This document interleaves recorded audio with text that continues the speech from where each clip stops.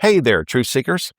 Have you ever noticed that Jesus' teaching style seems to shift depending on which gospel you're reading? In Matthew, we're told that Jesus always spoke to the crowds in parables. But then you turn to the Gospel of John, and those parables seem to vanish, replaced by long theological conversations. That raises an important question. Did Jesus really always teach in parables, or are the gospel writers highlighting different aspects of his ministry? If that sounds like the kind of question only Bible nerds argue about at 11:30 at night, you're my people. That's the tension we're examining today. I'm Lance Smith, and welcome back to the Bible Difficulties and Answers podcast. This is another installment of our Tuesday Contradictions series, episode number 212, Matthew 13:34. Did Jesus always speak in parables? As usual, we're looking closely at a passage that, on the surface, appears contradictory, but with careful study, often reveals something deeper and more coherent. If you're new here, this podcast exists for one reason: to take difficult biblical questions seriously. We don't gloss over them, we don't wave them away. We examine the text, the context, and the scholarship, and we let the evidence speak for itself. So here's where we're going. First, we'll look at why Matthew and Mark can truthfully say Jesus always taught in parables. Then we'll look at why John seems to be doing something completely different.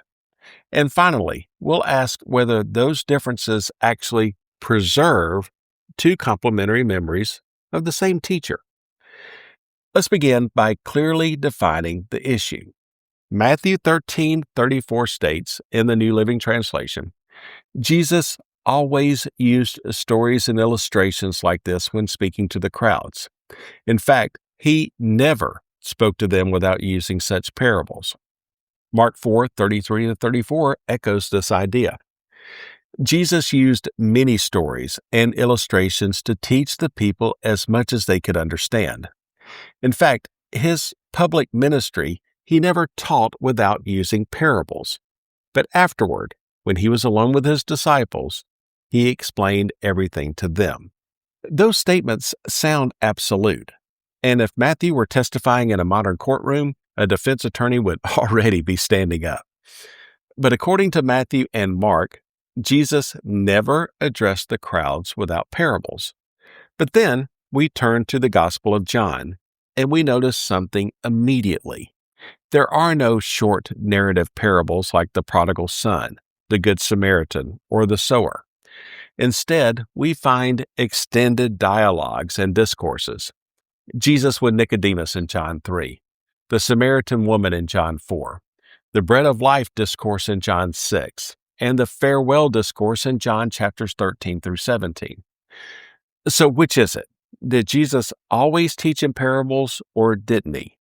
Even skeptical resources such as the Skeptic's Annotated Bible flag Matthew 13:34 as a problem passage precisely because John's Gospel presents Jesus' teaching so differently, which tells us this tension isn't manufactured by believers, but recognized across the spectrum of readers.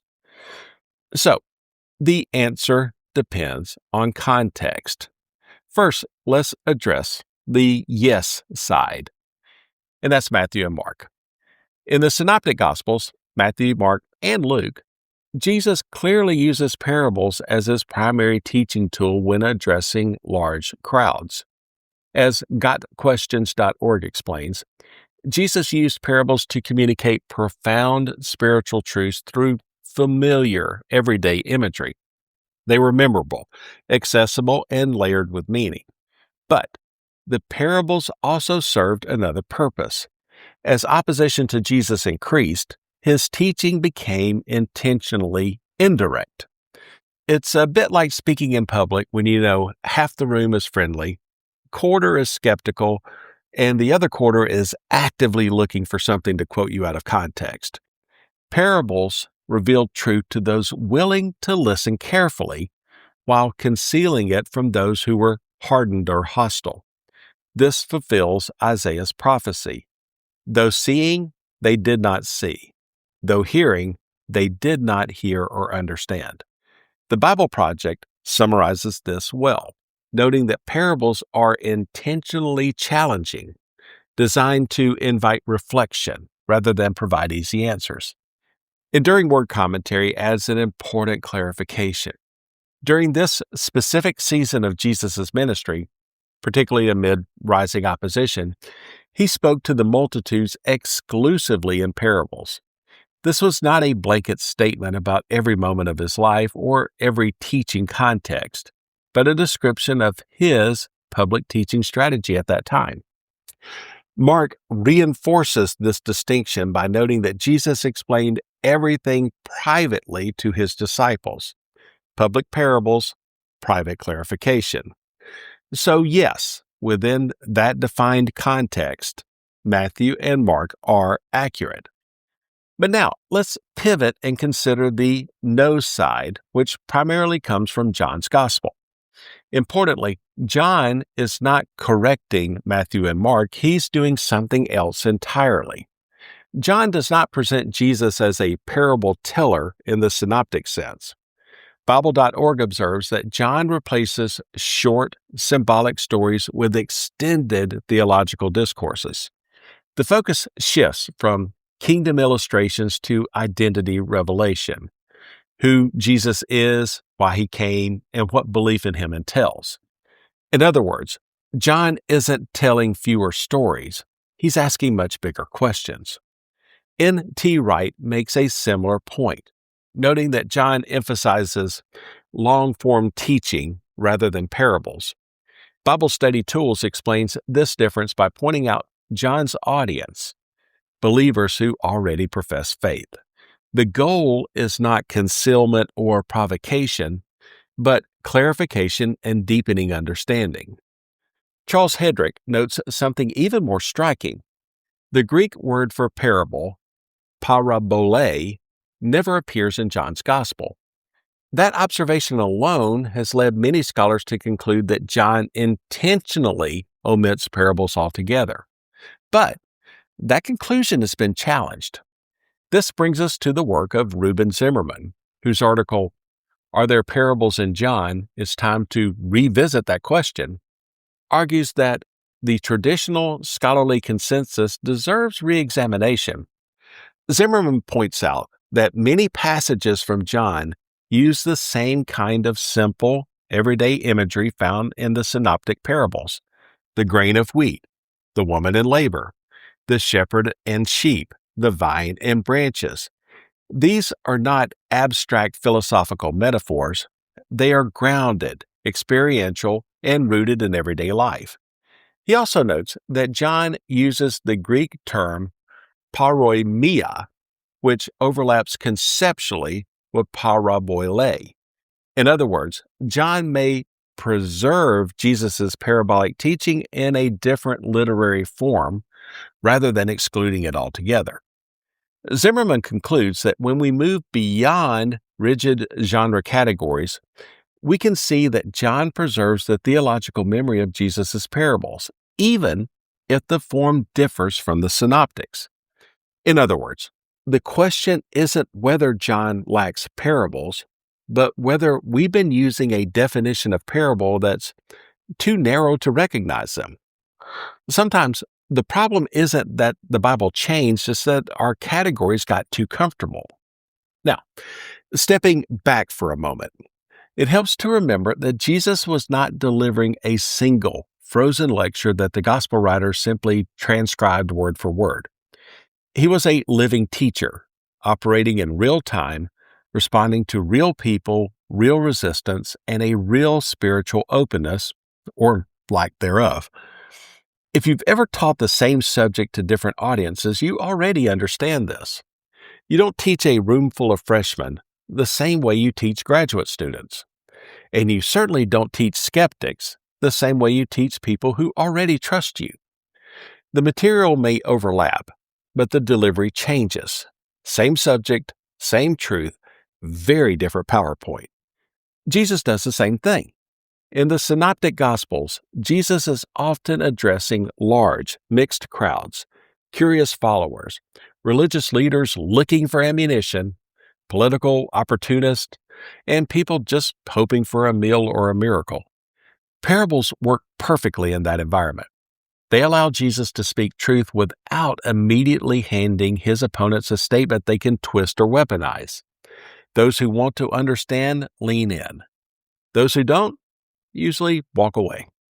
John's Gospel, by contrast, often places us in more intimate settings, conversations rather than crowds, extended teaching rather than short illustrations.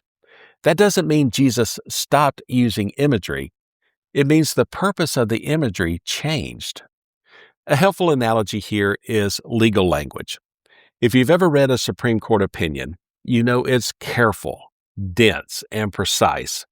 But when that same ruling is explained to the public, it's illustrated and simplified. The same truth, different audience. Or think musically. The Synoptic Gospels are like a collection of singles, short, memorable, and easy to replay. John is the concept album. It assumes you're sitting down, listening carefully, and are following the theme all the way through. Walk in halfway through, and you're likely to miss the point. This also helps us understand why Matthew and Mark use absolute language like always and never. Ancient writers were not thinking in terms of modern courtroom precision. They were making theological points, not drafting legal disclaimers. We still do this today. If I say, I always drink coffee in the morning, no one assumes that means every morning of my entire life without exception. It means that's my normal practice. The gospel writers expect the same kind of common sense reading. Ancient writers weren't worried about being cross-examined by 21st century readers with search engines. What often gets missed is that both approaches, parable and discourse, still require interpretation. Parables are not self-explanatory, and neither are John's long speeches. The disciples misunderstand Jesus in John just as much as they do in Matthew or Mark. Nicodemus stumbles over being born again. The Samaritan woman misunderstands living water. Different form, same challenge. So, how do we reconcile all of this?